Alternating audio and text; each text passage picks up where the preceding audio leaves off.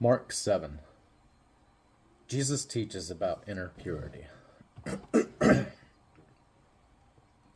One day, some Pharisees and teachers of religious law arrived from Jerusalem to see Jesus. They noticed that some of his disciples failed to follow the Jewish ritual of hand washing before eating. The Jews, especially the Pharisees, do not eat until they have poured water over their cupped hands, as required by their ancient traditions. Similarly, they don't eat anything from the market until they immerse their hands in water. This is but one of many traditions they have clung to, such as their ceremonial washing of cups, pitchers, and kettles. So the Pharisees and teachers of religious law asked him, "Why don't your disciples follow our old age tradition? They eat without first performing the hand washing ceremony." Jesus replied, "You hypocrites! Isaiah was right when he prophesied about you, for he wrote, 'These people honor me with their lips, but their hearts are far from me. Their worship is a farce, for they teach man-made ideas as commands from God. For you ignore God's law and substitute your own tradition.'" Then he said, "You skillfully sidestep God's law in order to hold on to your own tradition. For instance, Moses gave you this law from God: honor your father and mother, and anyone who speaks disrespectfully of father or mother must be put to death. But you say it is all right for people to say to their parents, 'Sorry, I can't help you, for I have vowed to give to God what I would have given to you.' In this way, you let them disregard their needy parents, and so you cancel the word of God in order to hand down your own tradition. And this is only one example among many others." Then Jesus called to the crowd to come and hear.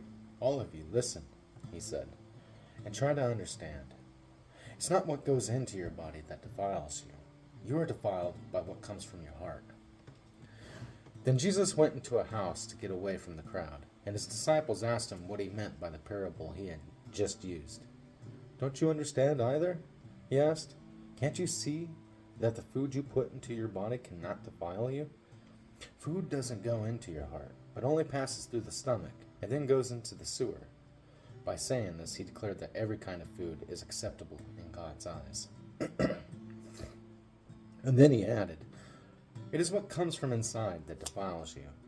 For from within, out of a person's heart, come evil thoughts, sexual immorality, theft, murder, adultery, greed, wickedness, deceit, lustful desires, envy, slander, pride, and foolishness. All these vile things come from within. They are what defile you." The faith of a Gentile woman. Then Jesus left Galilee and went north to the region of Tyre. He didn't want anyone to know which house he was staying in, but he couldn't keep it a secret. Right away, a woman who had heard about him came and fell at his feet. Her little girl was possessed by an evil spirit, and she begged him to cast out the demon from her daughter. Since she was a Gentile, born in Syrian Phoenicia, Jesus told her, "First I should feed the children, my own family, the Jews. It isn't right to take food from the children and throw it to the dogs." She replied, "That's true, Lord, but even the dogs under the table are allowed to eat the scraps from the children's plates." "Good answer," he said. "Now go home, for the demon has left your daughter." And when she arrived home, she found her little girl lying quietly in bed, and the demon was gone. Jesus heals a deaf man. Jesus left Tyre and went up to Sidon, before going back to the Sea of Galilee and the region of the 10 towns. A deaf man with a speech impediment was brought to him, and the people begged Jesus to lay his hands on the man to heal him. Jesus led him away from the crowd so they could be alone. He put his fingers into the man's ears. Then, spitting on his own fingers, he touched the man's tongue. Looking up to heaven, he sighed and said, "Ephphatha," Ephphatha, which means "be opened."